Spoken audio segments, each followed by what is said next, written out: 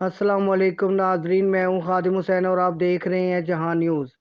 नाजरीन, आज इंतखाबी मुहिम का आखिरी दिन था, इसलिए तमाम सियासी जमातों ने आज सारा दिन सियासी जलसों और रैलियों की सूरत अपनी अपनी इंतखाबी मुहिम का इख्तिताम किया।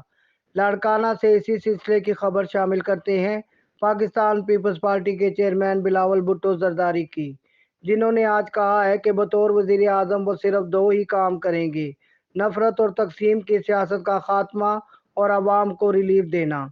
उन्होंने कहा कि लाड़काना का वजीर आज़म जब आता है तो पूरा मुल्क तरक्की करता है और अब लाड़काना की बारी है।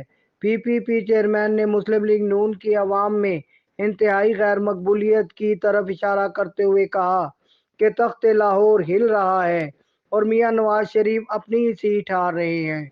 उन्होंने साजिशी अनासर को भी दो टोक अंदाज में खबरदार किया कि वो किसी सूरत ये बर्दाश्त नहीं करेंगे कि कोई पाकिस्तान पीपल्स पार्टी के मैंडेट पर डाका मारे। पीपीपी चेयरमैन ने एक महीने पर मुश्तमिल अपनी मुल्क गिर इलेक्शन मुहिम का आखिरी अजीमोशान जलसा आम बरोज मंगल यहाँ लाड़काना के शहीद मोहतरमा बेनज़ीर भुट्टो म्यूनसिपल स्टेडियम में किया। उन्होंने अपनी इलेक्शन मुहिम का आगाज लाहौर से किया था। अपने तारीखी किताब में उन्होंने कहा कि वो मुल्क भर में इलेक्शन मुहिम चलाने के बाद अब वापस लाड़काना पहुंचे हैं। पख्तूनख्वा के पहाड़ों, पंजाब की वादियों से, बलूचिस्तान और सिंध के रेगिस्तान से होते हुए और कराची में मुहिम चलाने के बाद मैं अपने घर वापस आया हूँ। उन्होंने अहलियान लाड़काना को उनके ख़ानदान और पार्टी के साथ बेमिसाल साबित कदमी का मुजाहरा दिखाने पर खराज तहसीन पेश किया और कहा कि लाड़काना के अवाम जब वज़ीर आज़म बनाते हैं तो पूरे मुल्क में तरक्की होती है। जब लाड़काना वज़ीर आज़म बनाता है तो पाकिस्तान जोरी कुव्वत बनाता है। कौम पूरी उम्मत मुस्लिमा की क़यादत करती है। दुनिया पाकिस्तान की बात मानती है। पसमानदा तबकात की नुमाइंदगी होती है। अवाम को तरक्की और उनका हक मिलता है। उनका कहना था कि पुराने सियासतदान और उनकी जमातें अब माजी का किस्सा बन चुकी हैं, जिन्होंने सियासत को ज़ाती दुश्मनी और गाली गलौच में तब्दील कर दिया है। हमने इन सब को बहुत बर्दाश्त किया, इन सब को बहुत भुगता है। ये वजीर आज़म बनने से पहले कुछ और कहते हैं और वजीर आज़म बनने के बाद करते कुछ और हैं। उन्होंने मजीद कहा कि लाड़काना के वज़ीर आज़म सच्चे हैं और वो अपने वादे निभाने वाले होते हैं। पीपीपी चेयरमैन बिलावल भुट्टो जरदारी का कहना था कि मुल्क की मईशत, वफाक और जमहूरियत को जो नुकसान हुआ बुजुर्ग सियासतदानों की वजह से हुआ है। उनको एहसास ही नहीं कि अवाम कितनी मुश्किल में है। उनको फिक्र ही नहीं कि जमहूरियत के साथ क्या हो रहा है।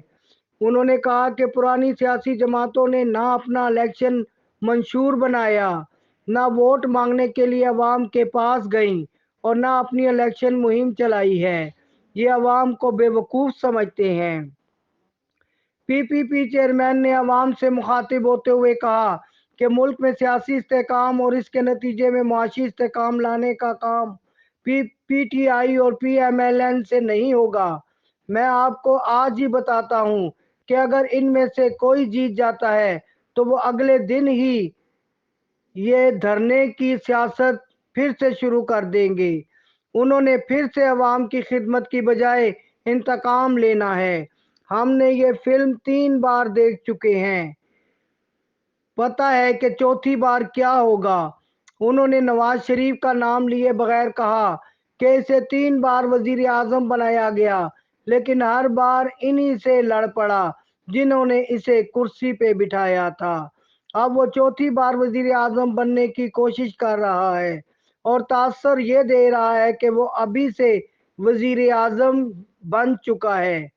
आपको 8 फरवरी को इन्हें मुंह तोड़ जवाब देना है। तीर पे ठप्पा लगाकर शेर का रास्ता रोकना है। पीपीपी चेयरमैन ने कहा कि अवाम को रिलीफ देना कोई मुश्किल काम नहीं है और वो इस हवाले से उन्होंने अपने इंतखाबी मंशूर अवामी माशी मुआहदे में तफसीली प्लान पेश कर दिया है। पूरी दुनिया बोल रही है कि पाकिस्तान को मुश्किल माशी फैसले लेना चाहिए, तो ये मेरे मुश्किल फैसले हैं। उन्होंने कहा कि वजीर आज़म बनने के बाद वो अशराफिया को सब्सिडी की मद में हर साल मिलने वाले 1500 अरब रुपए रोक देंगे اور اس کے ساتھ ساتھ ان 17 وفاقی وزارتوں کو بھی بند کر دیں گے جو 18ویں آئینی ترمیم کے بعد صوبوں کو منتقل ہونی تھیں، لیکن تاحال انہیں غیر ضروری طور پر بحال رکھ کر ان پر سالانہ 300 ارب روپے ضائع کیے جا رہے ہیں۔ انہوں نے کہا کہ میں یہ تمام رقم عوام کی ترقی و بہبود پر خرچ کروں گا۔ چیئرمین بلاول بھٹو زرداری نے اپنی انتخابی منشور کے حوالے سے اس عزم کا بھی اعادہ کیا کہ اگر قوم نے انہیں وزیر اعظم منتخب کیا تو وہ اپنے 10 وعدوں کو عملی جامہ پہنا کر ہی دم لیں گے۔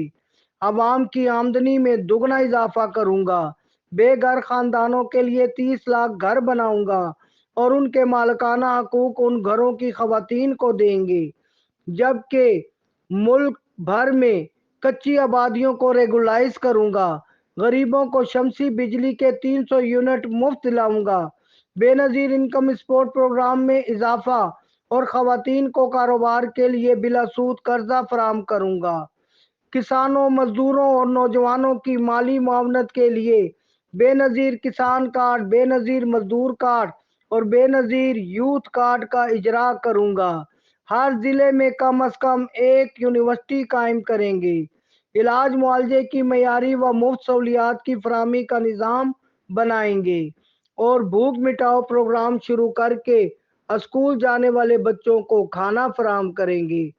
الیکشن کے حوالے سے مخالف جماعتوں کی پوزیشن پر بات کرتے ہوئے پی پی پی چیئرمین کا کہنا تھا کہ مسلم لیگ نون کی حالت بہت پتلی ہے۔ میاں صاحب نے ملتان جیسے شہر میں بھی جلسہ نہیں کیا، مطلب وسیب ان کے ہاتھ سے نکل گیا۔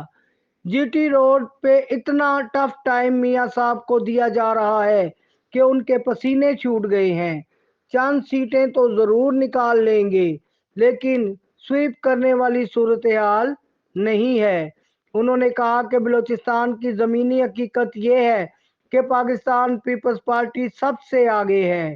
انہوں نے کہا کہ سندھ میں پی پی پی کی پوزیشن مستحکم ہے اور جس طرح بلدیاتی الیکشن میں پورے سندھ کو سویپ کیا تھا، 8 فروری کو بھی یہی الیکشن ری پلے ہوتا ہوا نظر آ رہا ہے۔ انہوں نے جیالوں پر زور دیا کہ وہ سندھ میں پارٹی کی مستحکم پوزیشن کی وجہ سے اور کانفیڈنشن کا شکار نہ ہوں اور اپنی کاوشیں جاری رکھیں۔ انہوں نے جیالوں پر زور دیا کہ وہ سندھ میں پارٹی کی مستحکم پوزیشن کی وجہ سے اوور کانفیڈنشن کا شکار نہ ہوں اور اپنی کاوشیں جاری رکھیں۔ انہوں نے دھاندلی کرنے کی خواہشمند عناصر کو بھی خبردار کیا کہ وہ اپنے مینڈیٹ پر کسی کو ڈاکہ مارنے نہیں دیں گے۔ انہوں نے جلسہ کے شرکاء سے بھی ووٹ پہ ڈاکہ سندھ، بلوچستان، وسیب، لاہور، خیبر پختونخوا اور پاکستان کے ووٹوں پہ ڈاکہ نامنظور کے بھی نعرے لگوائے۔ یہ تھی اب تک کی خبریں، دیکھتے رہیے جہاں نیوز۔